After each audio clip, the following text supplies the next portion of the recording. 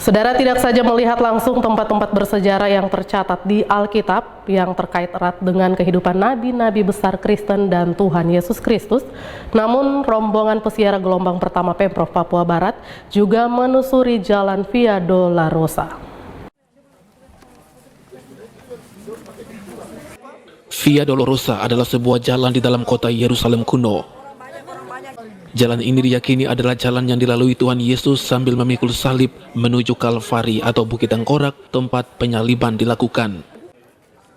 Jalur jalan ini berkeok-keok dan menanjak dengan jarak sekitar 600 meter dari benteng Antonia ke arah barat hingga tiba di gereja Makam Kudus atau juga disebut gereja Santa Anastasia.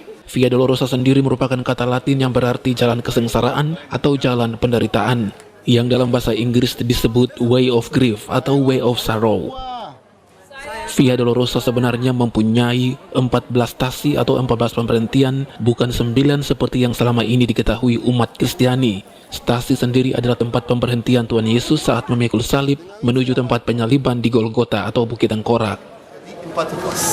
Seperti Yesus jatuh 3 kali, Yesus bertemu dengan mamanya, Yesus bertemu dengan Veronica. Ini tidak ada dalam Alkitab, ini secara tradisi saja. Dalam Alkitab hanya 9. Tapi sejak abad ke-13 kita punya 14 perhentian Bapak dan Ibu. Misalnya Bapak dan Ibu, perhentian pertama di Museni, kapal kecil ini. Lalu kapal kedua, itu perhentian kedua. Yang penting itu kapal kedua, karena kapal kedua di dalam itu namanya beribu kapal penhukuman. Kita mau lihat lantai asli dari benteng Antonia. Berarti kemungkinan besar Yesus menanjak di atas lantai itu. Rombongan pesiara Pemprov Papua Barat dengan dipandu pemandu wisata bersama-sama menyusuri Via Dolorosa yang kini sangat ramai dipenuhi para pedagang souvenir yang ada di kedua sisi jalan hingga tiba di Bukit Tengkorak yang kini telah dibangun gereja berukuran cukup besar bernama Gereja Makam Kudus atau juga disebut Gereja Santa Anastasia yang dibangun oleh Ratu Helena, ibu dari Kaisar Konstantin, yaitu Kaisar Bizantin pertama yang menjadi Kristen berabad-abad yang lalu.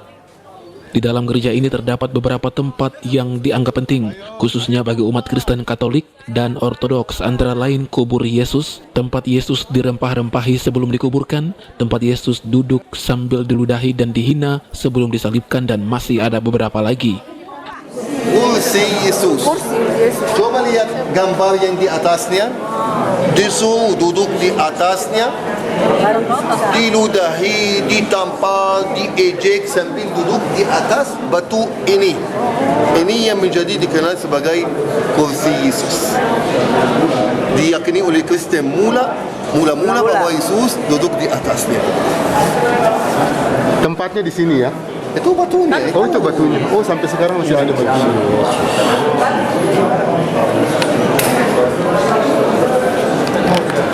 Jadi waktu Yesus dibawa ke sini dengan kedua penjahat itu atau penyamun itu, kemungkinan besar ada orang lain yang akan disalibkan, bukan hanya mereka bertiga. Jadi mungkin belum giliran Yesus. Jadi kalau belum giliran Yesus, pasti akan disuruh tunggu. Tunggu, tak mungkin mereka bilang dia, duduk silakan sampai aku panggil kamu. Tidak, pasti harus terbelenggu. Terbelenggu di mana cara Romawi? Coba lihat kedua lubang ini dan coba lihat gambar ini. Turun sedikit, bisa lihat dengan jelas.